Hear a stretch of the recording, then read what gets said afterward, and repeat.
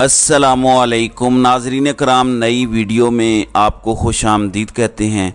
जैसे जैसे वक्त गुज़रता जा रहा है, जुल्म की रात ख़त्म हो रही है और उम्मीद की किरणें पैदा हो रही हैं, रोशनी की किरणें पैदा हो रही हैं और आने वाले दिन में पाकिस्तान के हालात व वाक़यात इंशाअल्लाह बहुत अच्छे होंगे और जो कुछ 16-17 महीनों में जुल्म व सितम हुआ, उस जुल्म व सितम का ख़ात्मा होगा। मुस्लिम लीग नवाज़ शरीफ और मरीम नवाज़ की सियासत वाक़अतन दफन हो रही है। उसकी वजह यह है कि जो कुछ उन्होंने सोचा हुआ था, एक जानिब सीना जोरी, चोरी डकैती और माशी दहशत गर्दी की लपेट में पूरा मुल्क है, लेकिन वो क्या कर रहे हैं? वो ये डिमांड कर रहे हैं कि रेड कारपेट बिछा के हमें बुलाया जाए, हमारा इस्तकबाल किया जाए और हमारे लिए रास्ते खोल दिए जाएं और हम एक हीरो के तौर पर नेल्सन मंडेला की तरह, इमाम खुमैनी की तरह पाकिस्तान में लैंड करें। लेकिन कुछ हुआ इस तरह से है कि कुछ ऑडियो वीडियोज़ जिनका खेल इन्होंने शुरू किया था, अब वो ऑडियो वीडियोज़ लंदन से मिलिट्री लीडरशिप के पास भी पहुंच गई हैं और जो अंदर बैठ के खिचड़ी पकाई जा रही है और सोचा जा रहा है कि बस यूं ही मौका मिलेगा हम जाके हमला आवर होंगे और हर चीज़ पर अपना कंट्रोल हासिल कर लेंगे, क्योंकि इस वक्त हर तरफ हमारे ही बंदे बैठे हैं, इसलिए हमें कोई परवाह नहीं है, हम माजी की तरह एक बार फिर इनको कंट्रोल करेंगे। ये सिचुएशन है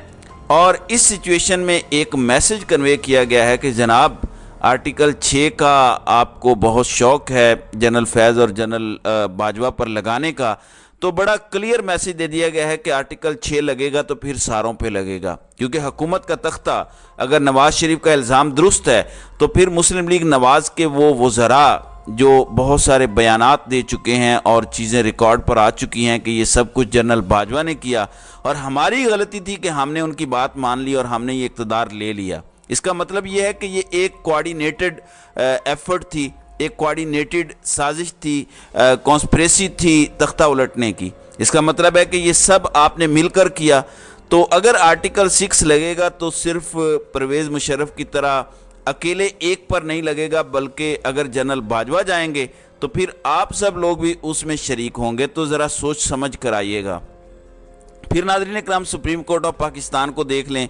जिस तरह से इन्होंने जजेस को धमकाया, जिस बेहुदा तरीके से उन पर इल्ज़ामात आयद किए, उनके घरों के फ़ोन नंबर लेके, उनके घरों के अहल खाना के फ़ोन टैप करके सोशल मीडिया पर वायरल किए गए और कौमी असम्बली के अंदर और कौमी असम्बली के बाहर जिस तरह से मुग़ल्लज़ात बकी गईं, वो सारी की सारी चीज़ें रिकॉर्ड पर हैं। तो इस पर भी सुप्रीम कोर्ट से सख्त पैगाम आ चुका है। चीफ जस्टिस उमरता बंदियाल और जस्टिस एजाजुल एहसन जो मुस्तकबिल के सदर हैं, चीफ जस्टिस हैं, फिर जस्टिस आयशा मलिक खातून जज हैं, इंतहाई ऑनरेबल हैं, बड़ी काबिल हैं और उनके ख़िलाफ़ इंतहाई गलीज़ प्रोपोगेंडा पिछले 3-4 दिनों में किया गया, उसका जवाब भी सुप्रीम कोर्ट ऑफ पाकिस्तान ने दे दिया है। सीनियर मोस्ट जज जस्टिस तारिक मसूद ने तीनों के खिलाफ जो कंप्लेंट्स फाइल करवाई गई थी वो सारी की सारी रिजेक्ट कर दी हैं, कलअदम करार दे दी हैं, खिलाफ कानून करार दे दी हैं। जस्टिस आयशा मलिक को भी क्लीन चिट दे दी गई है, जस्टिस एजाजुल एहसन को भी, जस्टिस उमरता बंदियाल को भी जज सरदार तारिक मसूद की जानिब से क्लीन चिट दी गई है। तो आहिस्ता आहिस्ता दीगर जजेस के बारे में भी ओपिनियन आ जाएगी। सरदार तारिक मसूद ने ये ओपिनियन दी है क्योंकि मरीम नवाज़ ने जलसा आम में इन जजेस की तस्वीर दिखा के जनरल फैज़ की, जनरल बाजवा की, जस्टिस एजाजुल एहसन और दीगर ऑनरेबल साबिक चीफ जस्टिस साहिबान की तस्वीर दिखा के इनको बेतौकीर करने की कोशिश की थी, तो उनको भी एक करारा जवाब मिला है। इसी तरह से इस्लामाबाद हाई कोर्ट बहुत ज़्यादा मुतहरिक है। जस्टिस बाबर सत्तार ने एक और हुक्मनामा जारी किया है। एक तो शहरियों की जो इलेक्ट्रॉनिक सर्विलेंस होती है, उनके फ़ोन टैप किए जाते हैं, उसके बारे में रिपोर्ट तलब की है और अगर ये रिपोर्ट गवर्नमेंट ऑफ पाकिस्तान या मुतलका इदारे वजाहत ना दें तो वो बराह रास्त इंटेलिजेंस इदारों से रब्ता करेंगे। ये अदालत ने कहा है कि हम उनको बुलाएंगे कि जनाब बताएं किस किस के पास ये सलाहियत है। फिर जस्टिस आमिर फ़ारूक ने यह हुक्म जारी किया कि जिन लोगों को, जिन मुल्ज़िमान को गिरफ़्तार किया जाता है, ख़ास तौर पर FIA और दीगर इदारे उनकी तज़लील करते हैं, उनकी FIR 99% झूठी होती हैं, क्योंकि पॉलिटिकल विक्टिमाइजेशन का जो पिछले 16 महीनों से सिलसिला शुरू हुआ और इनके हाथ में एक कागज़ पकड़ा दिया जाता है और उनको एक मुजरिम के तौर पर पेश किया जाता है। یہ MNA کے ساتھ بھی ہو چکا ہے اور خالد جمیل کے ساتھ بھی ہوا ہے ابھی 2 دن پہلے۔ تو چیف جسٹس اسلام آباد ہائی کورٹ نے اس پر ایک حکم صادر کیا ہے اور انہوں نے کہا کہ اس کے بارے میں آ کر بتائیں، یہ سب کچھ خلاف آئین ہے، کیونکہ آئین کے آرٹیکل تحفظ فراہم کرتے ہیں کسی کی بھی بے توقیری سے۔ ایک مجرم جس کو سزا دی ہوئی ہو اس کی بھی عزت ہوتی ہے، لہٰذا اس پر بھی ایک فیصلہ آیا ہے۔ پھر ناظرین اکرام، جیسے جیسے وقت گزرتا جا رہا ہے، عمران خان اور پاکستان تحریک انصاف کے حق میں گواہیاں آ رہی ہیں، اور ڈار اور شہباز اور ان 15 جماعتوں نے جس طرح سے ملک کا بیڑا غرق کیا، اب IMF کی سربراہ نے باقاعدہ ایک ویڈیو سٹیٹمنٹ جاری کی کہ یہ جو کچھ پاکستان میں ہوا اور غریب رول رہا ہے اس کی وجہ ہم نہیں ہیں، اور یہ جو ٹیکسز عائد کیے گئے ہیں اس کی وجہ بھی ہم نہیں ہیں۔ ہم نے تو کہا تھا شہباز حکومت کو کہ امیروں پر ٹیکس لگاؤ، غریبوں کو استثناء دو اور ان پر ٹیکس عائد نہ کرو، لیکن انہوں نے الٹا کیا، امیروں پر ٹیکس نہیں لگایا اور جو پہلے سے موجود تنخواہ دار طبقہ ہے ان پر ٹیکس بڑھا دیے، بجلی کی قیمتیں بڑھا دیں، گیس کی قیمتیں بڑھا دیں۔ پھر 8 ارب روپے کی بجلی چوری کی ریکوری ہوئی ہے، جبکہ اصل ایکچول بجلی چوری جو ہو رہی ہے وہ تو میرے خیال میں کوئی 100 ارب سے بھی زیادہ ہے۔ مختلف بجلی سپلائی کرنے والی کمپنیوں کی جو مختلف رپورٹس آئی ہیں ان کے مطابق 100 ارب سے زیادہ کی بجلی چوری ہو رہی ہے، اور یہ جو بجلی چوری ہوتی ہے یہ زیادہ تر کمرشل یوز کرنے والوں کے ہاں ہوتی ہے، اور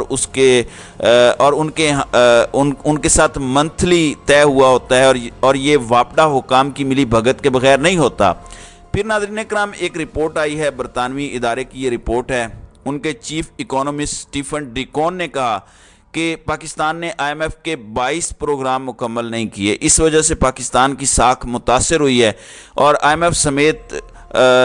دیگر پارٹیز پاکستان پر اعتماد اب نہیں کرتے، اور چیف اکانومسٹ کے مطابق پاکستان کی پالیسیز اور ترجیحات بدل جاتی ہیں، کیونکہ وہ کہتے ہیں کہ سیاسی فیصلے زیادہ لیے جاتے ہیں جس سے سرمایہ کاروں کی مشکلات میں اضافہ ہوتا ہے۔ پاکستان کی معیشت شارٹ کٹ سے ٹھیک نہیں ہو سکتی، اور اس کے لیے ضروری ہے کہ تفصیلی طور پر اس پر بات چیت کی جائے اور دیر پا سٹرکچر میں تبدیلیاں کی جائیں۔ چند ماہ پہلے پاکستان نے ایک ہاتھی آزاد کر کے کمبوڈیا بھجوایا، کراچی زو کی طرح پاکستان کی معیشت بھی ہاتھی پالنے کی متحمل نہیں ہو سکتی۔ پاکستان کو کمروں میں ہاتھی پالنے کی بجائے مسائل کے حل کے لیے نکلنا چاہیے۔ یہ مذاق اڑایا جا رہا ہے۔ پھر آگے انہوں نے کہا کہ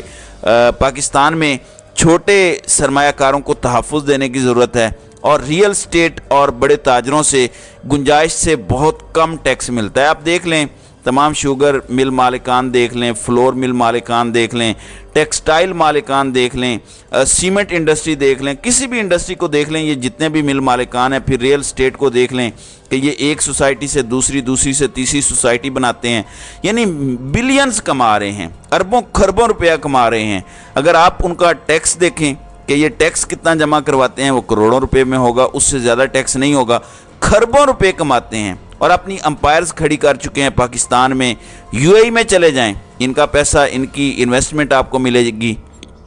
دوحہ چلے جائیں، ان کی انویسٹمنٹ آپ کو ملے گی، مغربی ممالک میں نکل جائیں، یورپ میں نکل جائیں،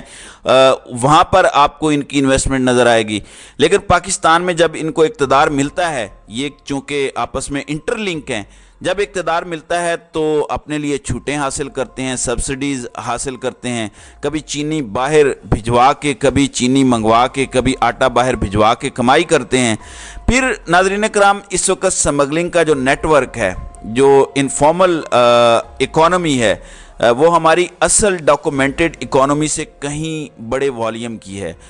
پاک افغان سرحد پر، پاک افغان بارڈر پر، پاک ایران بارڈر پر، پاک چائنا بارڈر پر، پاک انڈیا بارڈر پر سمگلنگ ہر طرف سے ہوتی ہے، اور اس کو کوئی پوچھنے والا نہیں۔ تو یہ ایک پوری کی پوری رپورٹ ہے جو آئی ہے، اور یہ ساری کی ساری گواہیاں جو آ رہی ہیں، اور پچھلے 10 سالوں میں ناظرین اکرام یہ پہلی دفعہ ہوا کہ پاکستان تحریک انصاف کی حکومت نے 2022 میں بھارت کو GDP گروتھ اس میں 4.9% پیچھے چھوڑ دیا۔ 2022 میں دونوں کے درمیان یہ فرق صرف 0.9% رہ گیا تھا، اور PDA میں یہ فرق 5.7% کر دیا، اور بھارت کے ہاتھ مضبوط کیے۔ بھارت سے GDP گروتھ میں فرق کس حکومت نے کم کیا؟ PTI یا نون لیگ نے؟ مزمل اسلم کہتے ہیں کہ یہ فیصلہ پاکستان کی عوام کرے۔ تو یہ سچویشن ہے اس وقت کی۔ और ये मामलात चल रहे हैं। नाज़रीन इकराम, पाकिस्तान में जितना भी इस वक्त बिगाड़ पाया जाता है उसके रूह रवां शहबाज शरीफ और इसहाक डार थे,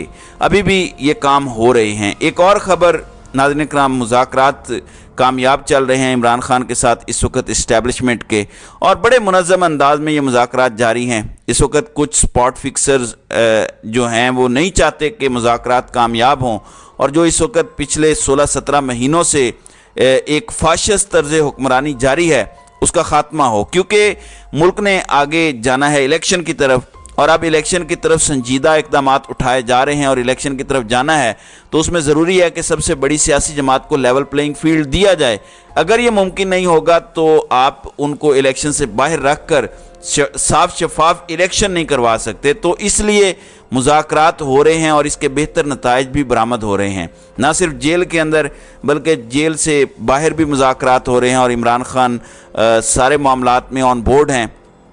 फिर नाज़रीन इकराम, एक और चीज़ सामने आई है जो बड़ी दिलचस्प है। एक जाली ख़त फैलाया जा रहा है, और जाली ख़त है इमरान खान की तरफ से। वो तहरीर बता रही है कि ये वाकई जाली है। उसमें कहा जा रहा है कि मैं 9 मई के वाक़यात पर माफ़ी मांगता हूँ और आइंदा वादा करता हूँ कि ऐसा काम नहीं होगा। ये डिसइंफॉर्मेशन और